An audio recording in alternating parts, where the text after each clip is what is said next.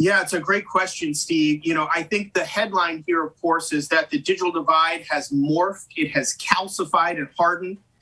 During the pandemic, we've never seen a bigger gulf, frankly, separating those who have broadband, those who don't. Connectivity is powering our economy.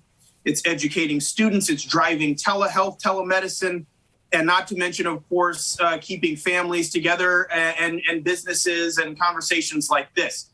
And so, for the FCC's part, part of the contract that you're talking about here, for those who are aware, we have about $10 billion that we use programmatically and have for decades now. But just in the last 3 or 4 months, since the start of the year, we have launched over 10 billion in new programs just to help reach the unconnected. And so, part of what you're talking about here, Steve, I think has to be focusing on affordability.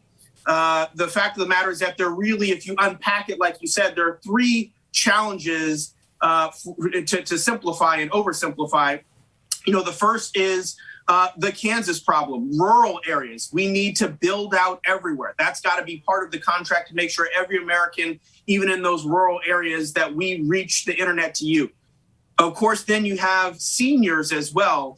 And in particular, digital literacy is something that we have seen as a problem. Folks who aren't aware of how to get online, don't have devices in a lot of ways. We've seen this also change during the pandemic because telehealth, telemedicine has been such a huge part, in particular for seniors and keeping them healthy. And so we have started to see some of the seniors get digitally literate.